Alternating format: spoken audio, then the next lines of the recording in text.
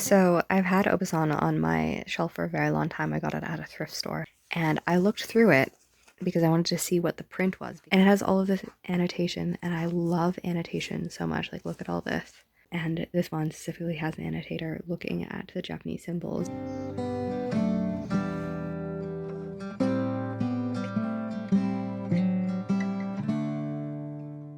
I'm currently in the 90s in the book review. It's very interesting and I'm enjoying it. I especially enjoy looking at things like Love in the Time of Cholera or Beloved or so many of these amazing books that have such huge history, and seeing how they were first reviewed and how they were talked about in a collection of other things. Some of them are less well known and some of them are disastrous, but then I really love a lot of them and what they have to say about these. Like, there's a specialness to having a book reviewed. Like The Great Gatsby was such a good example of that, having how it was reviewed then and how it is reviewed now and how other books are talked about. I really liked it. I'm in the middle of chapter 19 of Sense and Sensibility and I got way too sweet bubble tea. I had my Jane Austen, which almost consistently comes every May. It's not planned, but it ends up happening year after year after year. I end up reading Jane Austen and it makes me so happy. And this month I had some pretty devastating chronic health news and like learning about what might be going on with my body and stuff. And I plan on doing kind of a video, kind of a wrap up and stuff like that. So if you have questions about my health, I would love to hear them, because 4 years ago in June was kind of when I was first hospitalized several times for my health. And this time I was hospitalized a few times for my health as well. But I was also in a pretty major accident. I drive a small Honda Civic and got hit by an SUV and it was really not good. I had a concussion. I was in the hospital. It was real rough. And then in the video clip that's going to be in there, I'm trying to give like my thoughts and stuff because it's the end of the month, and before that I kind of just had these random clips and stuff and they weren't pieced together. Looking back, I'm a little bit out of it, and that is because the day after this I found out I had a broken rib. I still have a broken rib. It's now about 3 or 4 days later and I'm on some pretty heavy painkillers. So I'm feeling a lot better. I'm still in a lot of pain, but at least, you know, I can move without crying. So I was living, and this says a lot about my chronic pain, that I had a broken rib for 3 weeks and then I apparently rebroke it by falling, but like I was in pain every single day of that. And I was like, it's an odd place to have pain, but it's not that abnormal. Like, considering some of the pain I have, it didn't feel very bad. And it was a freaking broken rib. For 3 weeks. I had a broken rib for 3 weeks and I was like, well, this is inconvenient, but it's not terrible. So now I have painkillers and I have to be careful not to puncture it and all of that kind of stuff and make sure my lung doesn't collapse, and it's a whole deal. So I have to be careful, and I don't know when I'm gonna get back to filming normal videos. But before this, I was like sitting there trying to like film in a position that did not make me feel like I was terrible. And I'm trying to talk about my books that I read and stuff, but I'm not the most clear-headed. My reviewing could definitely use some succinctness, so please forgive me. I don't really have the energy to refilm those, but I wanted to say that I hope all of you have a great June, and I will hopefully get back to filming when I have a healed rib, healed concussion, and, you know, some more energy on my side. When I was feeling up to it, I was reading The Sound of a Wild Snail Eating, which was perfect. She talks about her experience with chronic health and her being bedridden, and then her like kind of just staring at the snail because her friend goes for a walk and is like, hey, you want this? And she's like, I don't understand why you'd give me a snail, because she used to have a farm, she used to have all these things that she used to do, and now she's bedridden in the city and she has nothing to do. So her entire life insists on staring at the snail eat her like non-edible, non-real plants. Even though I'm doing such a bad job of describing it, I can still feel like a well in my chest. There is so little representation about chronic pain. There's so little representation about what it feels like to have health, quote unquote, stolen from you, to have your life upended by illness.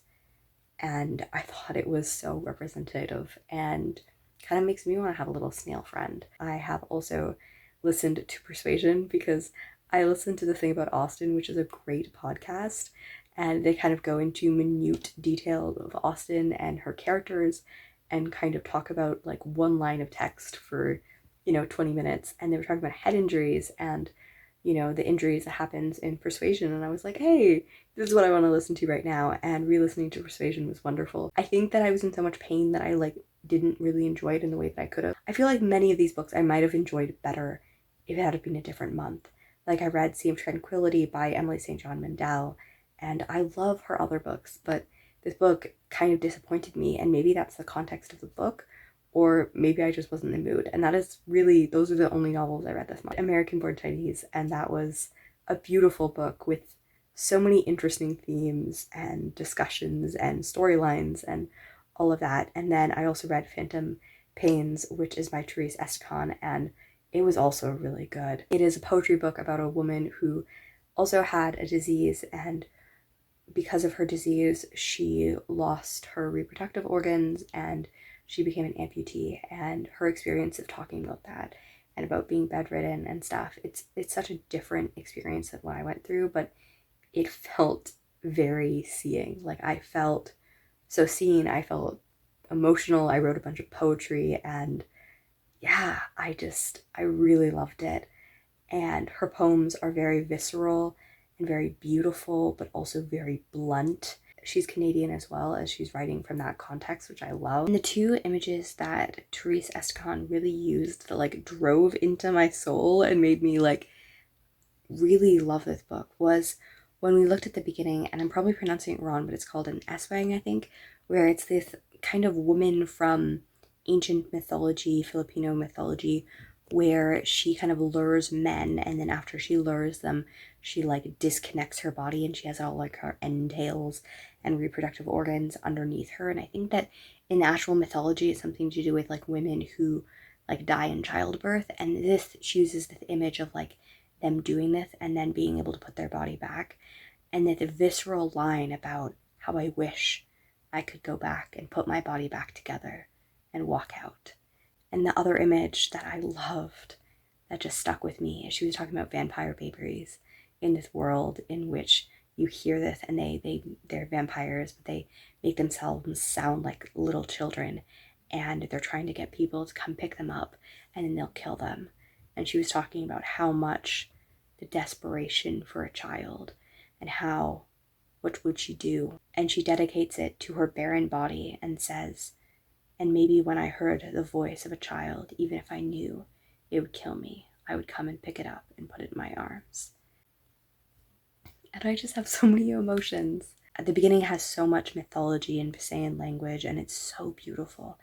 And then these like haunting lines that provoke you. And at the end and throughout a lot of it, it's this like blunt, almost medical, but very deeply personal stories of what it means to have a disability, what it feels to be in a diagnosis, how it feels to have a disease and to be in the hospital, what it feels like to explore love and family and all of these things, and consent and being around doctors. And it's so well done, and I just felt so represented in an adjacent way. So I read a lot of these books in the first like few days of May, and then things just got not great for my health, and I've mostly been bedridden since. I've listened to a few books off and on. I'm almost done the 125th anniversary of the New York Times book review. I've loved seeing how different stories I've known and how they were reviewed at the time, and I was surprised. I'm not very well versed in like the literature of the 1960s, 70s, 80s, but you know, Beloved, or you know, Marquez or Isabel Allende, or these things that even if haven't read them, I at least am familiar with, like Water for Chocolate or Mango Street and some of those things. Brown Girl Dreaming was just reviewed, and some other books from like the 2010s. So we're about there, and I'm really happy that a book like this really exists. I think that if you like book reviews, like it's an interesting book, and they critique some of it. Like they could probably critique some of the things a little bit more, but there's some interesting things there that I really adore. Thank you all for your time and patience, and I hope you'll let me know which books you read in May and what books you hope to read in June and all of that, because I would love to have some great books on my TBR.